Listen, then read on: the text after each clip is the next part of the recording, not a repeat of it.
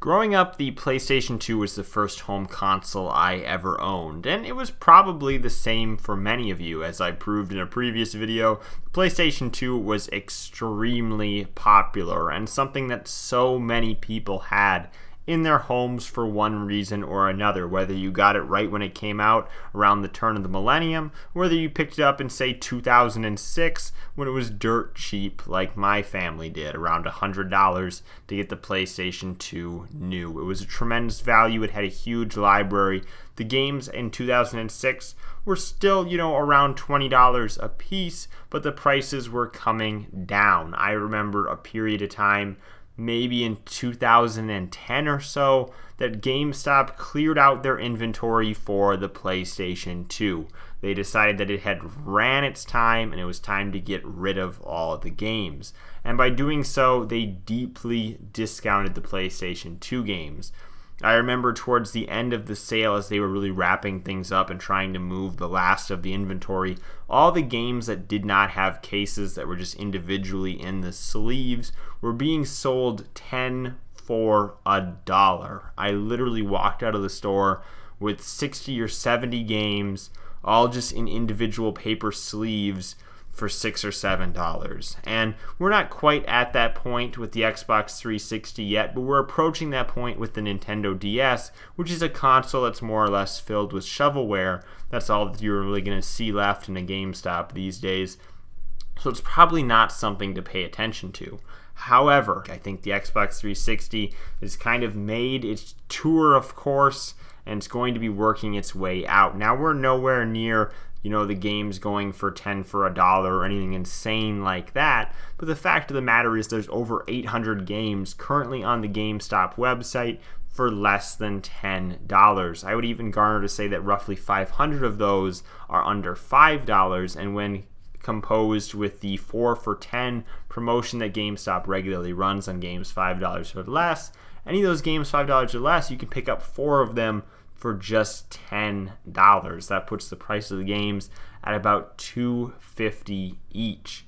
That is extremely cheap, and I have a hard time believing that the Xbox 360 will sink much lower than that. I don't expect to see the games go for a dime like they did on the PlayStation 2. So these Xbox 360 games that right now are selling for $2.50 will not be $2.50 in 5 years. They'll be at least north of $5.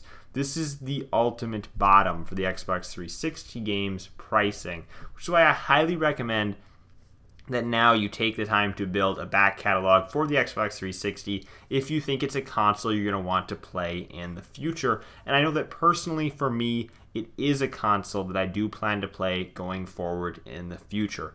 Now, out of those 60 or 70 PlayStation 2 games I picked up on the cheap, I did put every single one in my disk drive, maybe played them, 5 or 10 minutes a piece. But then there were others that, I put a lot of time into. The Sly Cooper trilogy, I got through those 60 or 70 games, and they were some that I was more vested in. Others were shovelware, like mountain bike racing games that were just complete garbage. But there were some gems that came out of that. And I think you're going to see the same thing with the Xbox 360 if you go pick up a bunch of games now. However, the thing that held me back from enjoying those PlayStation 2 games after I already had owned an Xbox 360 and moved on to HD gaming was that the graphics on the PlayStation 2 just simply looked dated in 2009 or 2010 whenever I picked those up. However, I really don't feel the same way about the Xbox 360 in 2019. Obviously, the Xbox 360 graphically does not compare at all to the Xbox One, but because the Xbox 360 was one of the first HD home consoles, I think that it stacks up pretty well in comparison to modern machines. So after having recently joined a group on Facebook called the Xbox 360 Collectors of America, I came to realize the Xbox 360 was something I wanted to build up a library of right now while the games were so cheap. And evident by my PlayStation 2 story, the games for the Xbox 360 will potentially get cheaper. However, right now is the optimal time, I think, to get in. Right now, the selections are already becoming limited. People are not bringing in Xbox 360 games anymore on trade-in. They're just worth so little that I think that people are taking other routes to get rid of them. be it Facebook or Craigslist or eBay, because they trade in for less than a quarter a piece, most of them, at GameStop, so people just simply are not taking that. So because GameStop's inventory is becoming increasingly limited every single day, it seems like right now is the optimal time to buy in when you can get many of these games for $10, and they aren't just the bad shovelware type games in the 360, because in comparison to something like the Wii or the DS, 360 did not have that many shovelware games.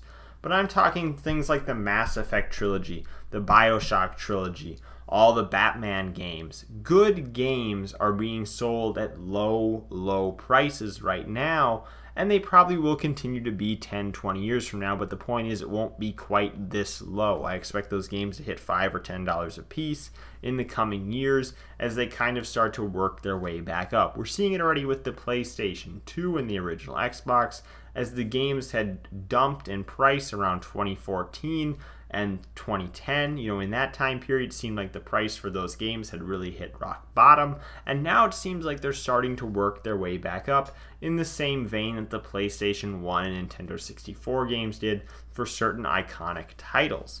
So that's why I highly recommend you take a look at your local GameStop or your local independent store and see just what these Xbox 360 games are going for today. I think there's just so many hidden gems that you may have missed out on the console that are worth going back to play, even the ones that are not backwards compatible, because it seems like the ones that are not backwards compatible are increasingly cheaper. So you should check out those options and see if there's anything worth playing for you. Thank you guys for watching. I'm Bailey, and I will see you in the next video.